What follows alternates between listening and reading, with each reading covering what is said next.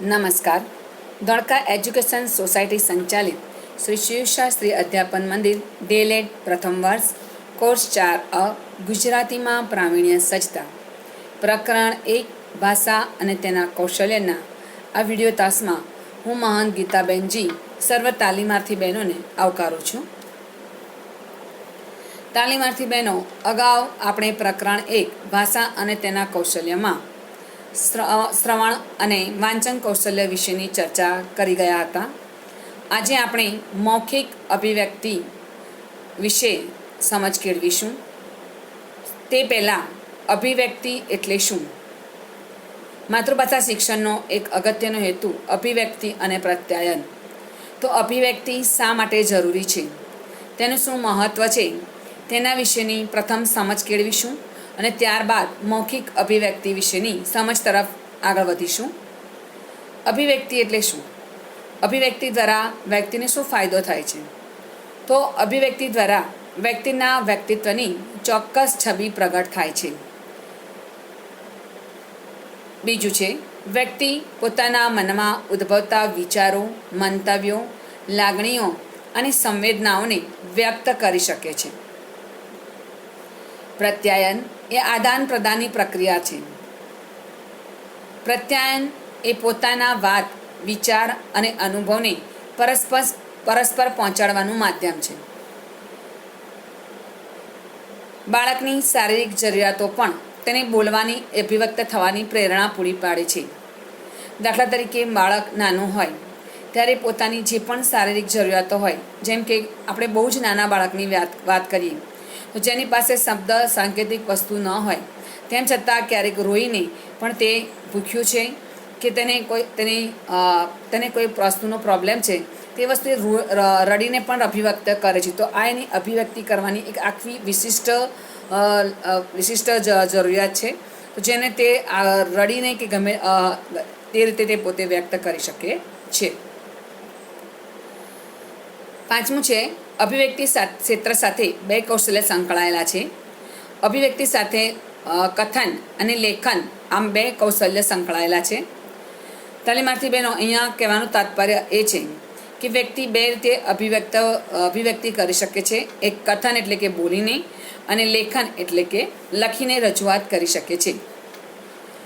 અભિવ્યક્તિ એટલે કે વાણી દ્વારા વ્યક્તિ મધુર અને પ્રિય વાણી દ્વારા વ્યક્તિ ચારે તરફ સુખ શાંતિ ફેલાવી શકે છે. તેવી જ રીતે જો વ્યક્તિ એનો નેગેટિવ વસ્તુ તરીકે ઉપયોગ કરે તો કઠોર વાણી કે કટુ વાણી દ્વારા તે ચારે બાજુ અશાંતિ ફેલાવી પણ શકે છે. આતંકવાદ તેનો તાદ્રશ દાખલો છે. લોકશાહી સમાજ વ્યવસ્થામાં દરેક નાગરિકને વાણી સ્વતંત્રતાનો અધિકાર મળેલો છે. આથી જો લોકશાહી સમાજ રચનામાં અભિવ્યક્તિ કૌશલ્ય ખીલવણીને એક આગવું મહત્ત્વ આપવામાં આવ્યું છે. વ્યક્તિના વ્યવસાયિક વિકાસનો આધાર પણ અભિવ્યક્તિ કૌશલ્ય પર રહેલો છે. દાખલા તરીકે, વ્યક્તિ પોતાના એજ્યુકેશન બાદ જ્યારે કોઈ વિશિષ્ટ વ્યવસાયિક વ્યવસાયમાં ઝંપલાવે છે, ત્યારે સ્વાભાવિક રીતે તેને ઇન્ટરવ્યૂમાં કે ક્લાસરૂમની અંદર કે અન્ય કોઈ જગ્યાએ ઊભું રહેવાનું આવે ત્યારે જેની જેટલી અભિવ્યક્તિ ઉત્તમ હશે તેટલી જ તેની છાપ પ્રભાવક રીતે પડશે. તેથી આપણે કહી શકીએ કે વ્યક્તિના વ્યવસાયિક વિકાસનો આધાર પણ અભિવ્યક્તિ કૌશલ્ય પર રહેલો છે.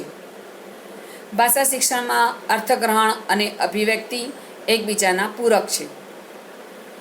આપણે પહેલાં પણ વાત કરી હતી તાલીમાર્થી બહેનો, ફરી એકવાર, કે અર્થગ્રહણ સાથે ભાષા શિક્ષણના બે કૌશલ્ય સંકળાયેલા છે, શ્રવણ અને વાંચન. જ્યારે અભિવ્યક્તિ સાથે માતૃભાષા શિક્ષણના બીજા બે કૌશલ્ય સંકળાયેલા છે, કથન અને લેખન. એટલે અર્થગ્રહણ એટલે શું? કોઈ પણ વસ્તુનું અર્થપૂર્વક ગ્રહણ કરવું, સમજવું, પ્રાપ્ત કરવું. તાલીમાર્થી બહેનો, અગાઉ આપણે વાત કરી હતી તેમ કે વ્યક્તિ પોતાનું કોઈ પણ જ્ઞાન અથવા અનુભવ તે શ્રવણ અને વાંચનના આધારે પ્રાપ્ત કરતો હોય છે. અને તે શ્રવણ દ્વારા કે વાંચન દ્વારા પ્રાપ્ત કરેલા જ્ઞાન તેમજ અનુભવને તે બોલીને એટલે કે કથન દ્વારા અને લખીને રજૂઆત કરતો હોય છે. તો આપણે કહી શકીએ છીએ કે અર્થગ્રહણ અને અભિવ્યક્તિ એકબીજાના પૂરક છે. અર્થાત જેની પાસે વાંચન દ્વારા પ્રાપ્ત કરેલું જ્ઞાન કે શ્રવણ દ્વારા પ્રાપ્ત કરેલા અનુભવો કે જ્ઞાન ન હોય તે વ્યક્તિ કથન અને લેખન અભિવ્યક્તિ કરવામાં નબળી પુરવાર થાય છે. જેનું જેટલું અર્થગ્રહણ સારું તેટલી જ તેની અભિવ્યક્તિ ઉત્તમ. માટે જ આપણે કહી શકીએ છીએ કે ભાષા શિક્ષણમાં અર્થગ્રહણ અને અભિવ્યક્તિ એકબીજાના પૂરક છે. અભિવ્યક્તિનું કૌશલ્ય કેટલીક વખત ઘણું જાણનાર કરતાં ઘણું અનુભવનાર પાસે વધુ જોવા મળે છે. શિક્ષક માટે અભિવ્યક્તિ નહીં પણ અભિવ્યક્તિનું કૌશલ્ય હોવું અપેક્ષિત છે. બે પ્રકારની અભિવ્યક્તિ આવશ્યક છે: શિક્ષકની વ્યક્તિગત અભિવ્યક્તિ અને શિક્ષકની વ્યવસાય અભિવ્યક્તિ. તાલીમાર્થી બહેનો, અભિવ્યક્તિ એ વ્યક્તિગત કૌશલ્ય છે જેમાં વ્યક્તિના વ્યક્તિત્વને તેના અનુભવો ઘડે છે, એટલે કે જેની વ્યક્તિના વ્યક્તિત્વને ઘડનાર અનુભવો સાથે સંબંધ છે. આપણે જ્યારે માત્ર અભિવ્યક્તિની વાત કરીએ છીએ ત્યારે વ્યક્તિને પોતાને જે થયેલા વ્યક્તિગત અનુભવો છે તેના દ્વારા તે ઘડાતી હોય છે. પણ જ્યારે આપણે કૌશલ્યલક્ષી શિક્ષણની વાત કરીએ છીએ તાલીમાર્થી બહેનો, ત્યારે વ્યવસાયિક અભિવ્યક્તિને મહત્ત્વ આપવામાં આવે છે. અને આ વ્યવસાયિક અભિવ્યક્તિને ઘડવામાં શિક્ષકની વાંચન પ્રત્યેની અભિરુચિ જેટલી વધારે હોય તેટલું તેનો વ્યવસાયિક કૌશલ્ય ખીલવણીમાં તેનો શ્રેષ્ઠ યોગદાન રહે છે. વ્યવસાયિક અભિવ્યક્તિને ઘડવામાં શિક્ષકની વાંચન પ્રત્યેની અભિરુચિ, ઉચ્ચારણથી માંડીને વાક્યરચનાની રજૂઆતની ઝડપ, સ્વરભાર, યોગ્ય અવાજ જેવા ભાષાકીય અંગો જેવા પરિબળો ભાગ ભજવતા હોય છે. અર્થાત વ્યક્તિના વ્યવસાયિક અભિવ્યક્તિની અંદર જ્યારે વ્યક્તિ પોતે શ્રેષ્ઠ યોગદાન ક્યારે આપી શકે તો શિક્ષકની વાંચન પ્રત્યેની અભિરુચિ હોય, એટલે કે શિક્ષક પાસે જેટલું વધારે જ્ઞાન હોય. બીજું છે કે એ જ્ઞાનની સર્વસુંદર ઉચ્ચારણ સાથે તે કોઈ પણ વાક્યરચનાની રજૂઆત કરી શકતો હોય, તેની રજૂઆતની ઝડપ યોગ્ય હોય, તે યોગ્ય સ્વરભાર, હાવભાવ વગેરે સાથે તે પોતાની રજૂઆત કરતો હોય. તેમજ તેનો જે અવાજ છે એટલો પ્રભાવક હોય જેથી કરીને સામેની વ્યક્તિ પર તેની અભિવ્યક્તિની એક ઉત્તમ છાપ ઊભી થાય. જે તેને વ્યવસાયિકમાં વિભાગમાં તેને ટકવા માટે સૌથી શ્રેષ્ઠ પુરવાર થાય છે.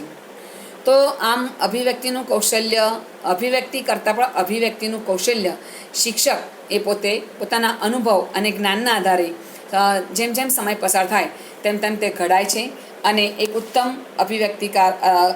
અભિવ્યક્તિકાર બનતો જાય છે. આમ શિક્ષકને તેના જ્ઞાન અને તેના અનુભવો તેને ઘડવામાં મહત્ત્વનો ભાગ ભજવે છે. તાલીમાર્થી બહેનો, ત્યારબાદ અભિવ્યક્તિનું મહત્ત્વ જાણ્યા પછી મૌખિક અભિવ્યક્તિ શું છે? મૌખિક અભિવ્યક્તિને કથન કૌશલ્ય તરીકે પણ ઓળખવામાં આવે છે. મૌખિક અભિવ્યક્તિની શરૂઆત ક્યાંથી થાય છે તાલીમાર્થી બહેનો? તો આપણે કહી શકીએ છીએ કે જે બાળક તદ્દન નાનું છે, જેની પાસે હાલમાં ભાષા નહીં પણ કેટલાક સાંકેતિક ઉચ્ચારણો છે, અર્થહીન ઉચ્ચારણો દ્વારા પણ તે કેટલીક વસ્તુની રજૂઆત સામેની વ્યક્તિને સમજાવવા માટે કરતો હોય છે. જેમ કે અસ્પષ્ટ અર્થહીન ઉચ્ચારણોથી આરંભાતી આ પ્રકારની વાણી વિકાસની યાત્રા મહદઅંશે સામાજિક વાતાવરણ, શિક્ષકો તેમજ પારિવારિક માહોલના આધારે આગળ વધે છે. એટલે કે તદ્દન નવું જન્મેલું બાળક અને જેમ જેમ તે મોટું થતું જાય છે, જ્યારે તેની પાસે ભાષા નથી ત્યારે તે કેટલાક અસ્પષ્ટ અર્થહીન ઉચ્ચારણો કરે છે, જેના પણ એક ચોક્કસ અર્થ આપણે એ પ્રમાણે તારવી શકીએ છીએ કે કોઈ બાળક જ્યારે કે કોઈ એવા ઉચ્ચારણ કરતું હોય ત્યારે તે ખુશ છે, નાખુશ છે, તેને કંઈ જરૂર છે, એ પણ આપણે તેના ઉચ્ચારણો, જેની કોઈ ભાષા નથી પણ આપણે તેની સમજ આપણા અનુભવોના આધારે પ્રાપ્ત કરતા હોય છે. આમ અસ્પષ્ટ અને અર્થહીન ઉચ્ચારણોથી આરંભાતી આ વાણી વિકાસની યાત્રા બાળક જેમ જેમ અનૌપચારિક પછી ઔપચારિક શિક્ષણ લે છે અને કેટલાક અનૌપચારિક અનુભવો તેને આ યાત્રામાં મદદરૂપ બને છે અને એ રીતે તેની મૌખિક અભિવ્યક્તિની યાત્રા શરૂ થાય છે, જે આગળ વધતા ઉત્તરોત્તર વિકાસ પામતી જાય છે. હવે આપણે મૌખિક અભિવ્યક્તિની સંકલ્પના જોઈશું. વ્યક્તિ માત્ર પોતાના વિચારો કથન દ્વારા, ગાનથી, પ્રશ્નોના જવાબ રૂપે વર્ણન દ્વારા સંવાદ સ્વરૂપે રજૂ કરે તે પ્રક્રિયાને કથન પ્રક્રિયા કે મૌખિક અભિવ્યક્તિ કહેવાય છે. બીજી એક વ્યાખ્યા જોઈએ. વ્યક્તિ જ્યારે પોતાના વિચારોને પ્રસંગોચિત રીતે યોગ્ય ગતિ, લય, માધુર્ય, સ્પષ્ટતા સાથે સ્વાભાવિક વાણીમાં રજૂ કરે તેને મૌખિક અભિવ્યક્તિ કહેવાય છે. તાલીમાર્થી બહેનો, અહીંયા આપણે કહી શકીએ કે વ્યક્તિ પોતાની અભિવ્યક્તિ એ ગાન દ્વારા, પ્રશ્નો દ્વારા, કથન દ્વારા, વર્ણન દ્વારા જે તે રીતે એટલે કે યોગ્ય ગતિ, લય, માધુર્ય સાથે સ્વાભાવિક વાણીમાં રજૂ કરે તેને આપણે મૌખિક અભિવ્યક્તિ કહીએ છીએ. મૌખિક અભિવ્યક્તિનું મહત્ત્વ. મૌખિક અભિવ્યક્તિનું વિદ્યાર્થીના જીવનમાં શું મહત્ત્વ છે? તો મૌખિક અભિવ્યક્તિ દ્વારા વિદ્યાર્થીનું વ્યક્તિત્વ ઘડાય છે. બાળક સ્વાભાવિક રીતે જ, જેને આપણે સંસ્કાર કહીએ છીએ, પરંતુ તેનું પોષણ એ કુટુંબ, સર્વપ્રથમ કુટુંબ અને ત્યારબાદ શાળા દ્વારા થતું હોય છે. ઉચિત અનુચિતની સંકલ્પનાની સમજ તે ધીમે ધીમે પોતાના શિક્ષણ દ્વારા પ્રાપ્ત કરતો જાય છે. તેથી આપણે કહી શકીએ કે વાણી પરથી વ્યક્તિત્વની પરખ પણ થાય છે. વ્યક્તિની શબ્દ પસંદગી, તેની રજૂઆત અને પ્રભાવક જુસ્સા સાથે રજૂ કરેલું કથન એક વિશિષ્ટ છાપ પાડે છે. જે તક તેને કુટુંબ અને ત્યારબાદ શાળા દ્વારા વધુમાં વધુ આપવામાં આવે છે. બીજું છે, વિદ્યાર્થી માન્ય ઉચ્ચારણથી બોલતા શીખે છે. સ્વાભાવિક રીતે જ ઔપચારિક રીતે બાળકને મૌખિક અભિવ્યક્તિની ખીલવણીની તક તેને શાળામાં સહઅભ્યાસિક કે અભ્યાસિક પ્રવૃત્તિના ભાગરૂપે ઉત્તરોત્તર પ્રાપ્ત થતી હોવાથી બાળકને તેની માન્ય અભિવ્યક્તિની ઉત્તમ તક એટલે કે માન્ય ઉચ્ચારણથી બોલવાની તક તેને તેના મૌખિક અભિવ્યક્તિ કૌશલ્યને ઘડવામાં મદદરૂપ બને છે. ત્યારબાદ છે, મૌખિક અભિવ્યક્તિ કેળવેલ વિદ્યાર્થી ક્યારેય પોતાની વાતચીતમાં ક્ષોભ અનુભવતો નથી, સંકોચ અનુભવતો નથી કે લઘુતા ગ્રંથિ ફીલ કરતો નથી. ત્યારબાદ વાહવાહી રીતે બોલીને પોતાના વિચારો રજૂ કરી શકે છે. મૌખિક અભિવ્યક્તિમાં વિકાસશીલ બાળક પોતાના વિચારોને વાહવાહી રીતે રજૂ કરી શકે છે. જેમ કે કોઈ વક્તા વિશે બોલવાનું બાળકને કહેવામાં આવે, કે કોઈ કાર્યક્રમનું સંચાલન તેને કરવાનું સોંપવામાં આવે, કે કોઈ વ્યક્તિ વિશે બોલવાનું હોય, કોઈ તહેવાર વિશે બોલવાનું હોય. આમ બાળકને અનેક રીતે જ્યારે શાળામાં અભિવ્યક્તિની તક આપવામાં આવે છે ત્યારે તે ભાવવાહી રીતે પોતાના વિચારો બોલીને રજૂઆત કરતાં શીખે છે, જે તેને મૌખિક અભિવ્યક્તિનો એક શ્રેષ્ઠ સારામાં સારો ફાયદો તેને થાય છે. બીજું છે, મૌખિક અભિવ્યક્તિથી કેળવાયેલ બાળક મુદ્દાસર બોલતા પણ શીખે છે. એટલું જ નહીં, ક્યારેક તે પોતાની કલ્પના શક્તિનો ઉપયોગ કરીને પણ બોલી શકે છે. દાખલા તરીકે બાળકને કહેવામાં આવે કે તમે જોયેલા કોઈ એક સ્વપ્ન વિશે તમારી અભિવ્યક્તિ કરો, ત્યારે બાળક તે સ્વપ્નને વિચારવાણી આપીને તેની ઉત્તમ રજૂઆત કરતો હોય છે. તો આમ બાળક લખેલું કે વાંચેલું નહીં પણ પોતાની કલ્પનામાં અનુભવેલું પણ ક્યારેક સુંદર રીતે રજૂ કરી શકે છે. તેની પાછળ પણ મૌખિક અભિવ્યક્તિ પરિબળ ભાગ ભજવે છે. ત્યારબાદથી યોગ્ય શબ્દોમાં તેમજ વાક્યોમાં સ્વાભાવિકતાથી બોલી શકે છે, તેમજ પોતાની વાણીમાં ચોકસાઈના ગુણ કેળવી શકે છે. આ વસ્તુ બાળકમાં આત્મવિશ્વાસની ઝલક દેખાય છે. જેમ કે કોઈ બાળક ક્યારેય પોતાની સ્વાભાવિક અભિવ્યક્તિ કરી શકે તો તે બાળકને જે તે વસ્તુ વિશેનું જ્ઞાન અને તેનામાં એ વસ્તુ વિશેનો જે શોખ હોય નહીં, જો ત્યારે તે બાળક યોગ્ય રીતે પોતે શબ્દોમાં તેમજ વાક્યોમાં તે સ્વાભાવિકતાપૂર્વક પોતાની અભિવ્યક્તિ કરી શકે છે.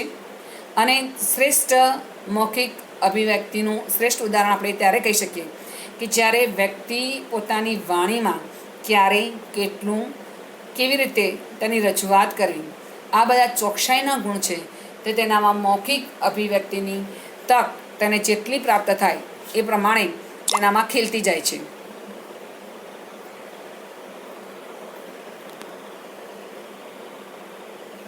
તો તાલીમાર્થી બહેનો, અહીંયા આપણે મૌખિક અભિવ્યક્તિ વિશેની સમજ કેળવી. ફરી એકવાર આપણે તાસમાં જોઈ જઈએ કે આપણે શું શીખ્યા. સર્વપ્રથમ આપણે અભિવ્યક્તિ શા માટે જરૂરી છે તેના વિશેની સમજ કેળવી, કે મૌખિક અભિવ્યક્તિનું શું મહત્ત્વ છે તેના વિશેની સમજ કેળવી. ત્યારબાદ મૌખિક અભિવ્યક્તિ વિશેની પ્રસ્તાવના, મૌખિક અભિવ્યક્તિની સંકલ્પના શું છે તેના વિશેની વ્યાખ્યા આપણે સમજ કેળવી. એકવાર ફરી મૌખિક અભિવ્યક્તિની સંકલ્પના આપણે સમજી લઈએ. વ્યક્તિ માત્ર પોતાના વિચારો કથન દ્વારા, ગાનથી, પ્રશ્નોના જવાબ રૂપે, વર્ણન દ્વારા, સંવાદ સ્વરૂપે રજૂ કરે તે પ્રક્રિયાને કથન પ્રક્રિયા કે મૌખિક અભિવ્યક્તિ કહેવાય છે. વ્યક્તિ જ્યારે પોતાના વિચારોને પ્રસંગોચિત, યોગ્ય ગતિ, લય, માધુર્ય, સ્પષ્ટતા સાથે સ્વાભાવિક વાણીમાં રજૂ કરે તેને મૌખિક અભિવ્યક્તિ કહેવાય છે. ત્યારબાદ મૌખિક અભિવ્યક્તિનું મહત્ત્વ વિશેની વાત કરી, જેમાં આપણે ફરી એકવાર જોઈ લઈએ. મૌખિક અભિવ્યક્તિ દ્વારા વિદ્યાર્થીનું વ્યક્તિત્વ ઘડાય છે. તે માન્ય ઉચ્ચારણ સાથે બોલતા શીખે છે. તે વાતચીતમાં ક્યારેય ક્ષોભ અનુભવતો નથી. તે ભાવવાહી રીતે બોલીને પોતાના વિચારો રજૂ કરી શકે છે. તે મુદ્દાસર રીતે બોલતા શીખે છે. તે ક્યારેક કલ્પના શક્તિનો ઉપયોગ કરીને પણ પોતાની રજૂઆત કરી શકે છે. યોગ્ય શબ્દોમાં તેમજ વાક્યોમાં સ્વાભાવિકતાથી બોલી શકે છે. તેમજ પોતાની વાણીમાં ચોકસાઈનો ગુણ કેળવી શકે છે. તાલીમાર્થી બહેનો, અહીંયા આપણે અભિવ્યક્તિ એટલે શું, તેનું શું મહત્ત્વ છે, ત્યારબાદ મૌખિક અભિવ્યક્તિની વ્યાખ્યા, પ્રસ્તાવના અને મૌખિક અભિવ્યક્તિના મહત્ત્વ વિશેની સમજ કેળવી.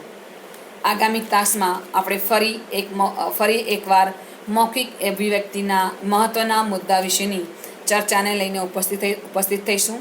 ત્યાં સુધી નમસ્કાર. અસ્તુ.